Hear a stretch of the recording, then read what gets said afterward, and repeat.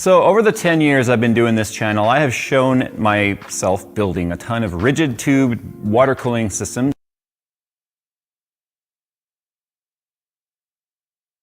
And every time people say, that is super cool, but I just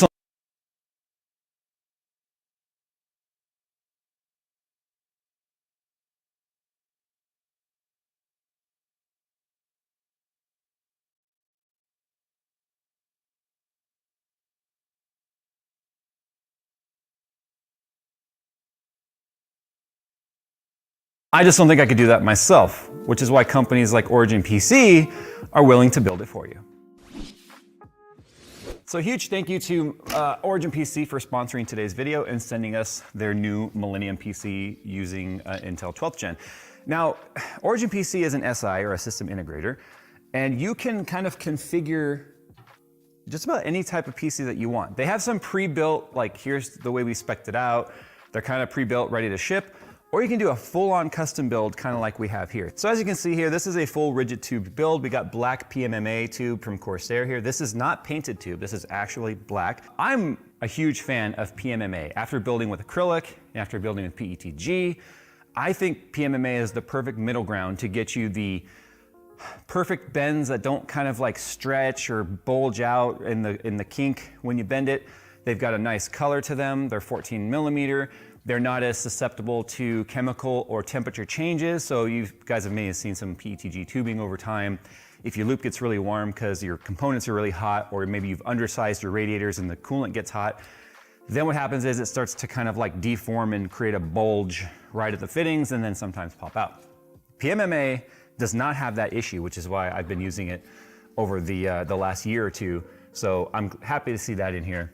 But this particular system is spec'd out with an Intel 12th Gen, 2 sticks of Dominator DDR5 from Corsair, a Founders Edition 3080 Ti with a Corsair water block on there. So you'll notice all the water cooling components in here are HydroX series components from Corsair. That's because Corsair and Origin are sister companies. So it makes sense that they would pull straight from their entire lineup of water cooling parts.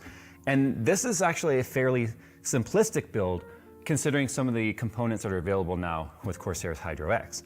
But we've got a crap ton of fans in here. We've got 3 intake fans on the front, 3 on the side. This is a radiator on the side right here. So the front is just intaking nice fresh air from our 5000T. This is a 5000T case, which I call the 5000 Tectangle, because it's a rounded rectangle. But it's got plenty of airflow on the front. As you can see, it's fully ventilated. So the front comes off for an easy to clean air filter right there.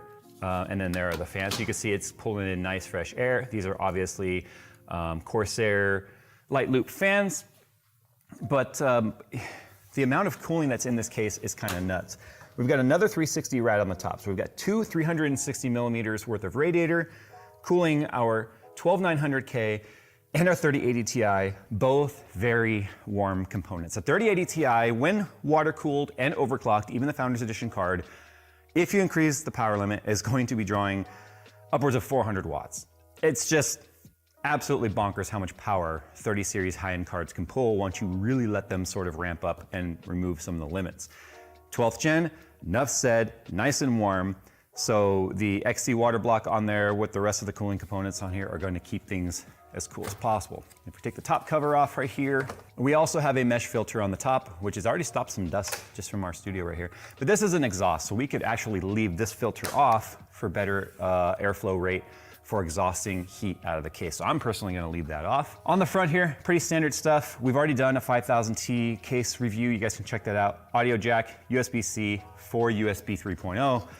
RGB lighting on the top, RGB lighting on the bottom, RGB lighting on the sides. There's lots of case lighting on the outside of this case that complement the amount of lights that have also been installed. Whoops, I did that backwards.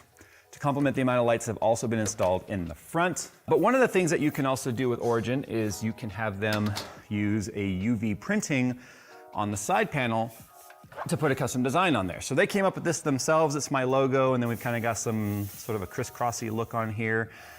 Nothing too fancy. They kind of stuck with red because that's one of our colors of the channel. But here's a side vent right there, letting air into that radiator, which as you can see is right there. Now check out the cable management. One of the things that I've got to say that Origin has always gone like over the top on, which is fine, is the cable management. We have got a Commander Pro right here, plus a lighting module right here. All of the cables for the lighting and stuff, look how tightly bundled all of that is. It's all easy to trace to tell what's going where. Another Commander Pro down here.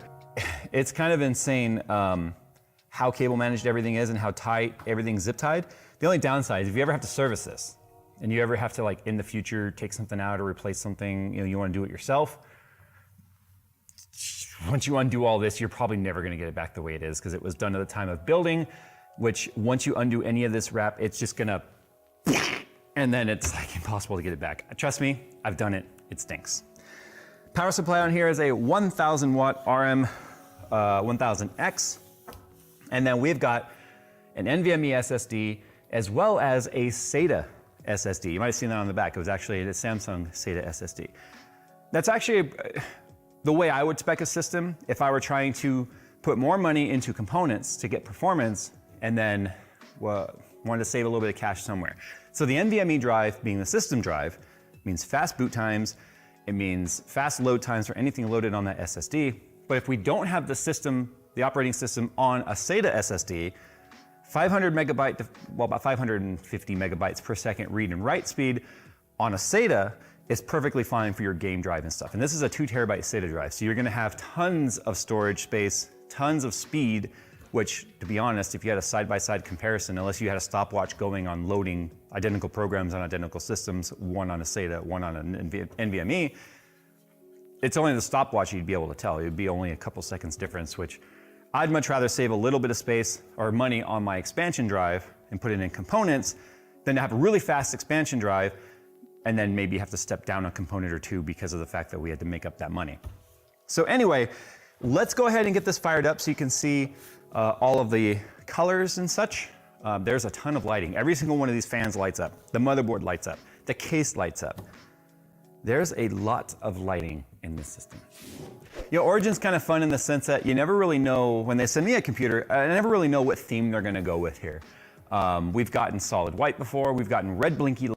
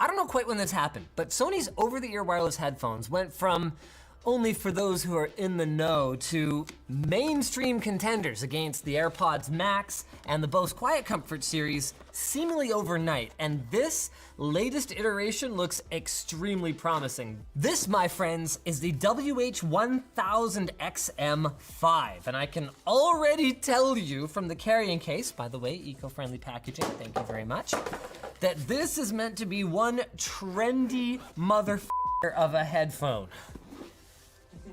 Whoa, that's a cool color. I don't know why I was expecting white from the box. Well, maybe because their box is a completely different color from the headphones. That might be part of the reason for it. But I actually really like this.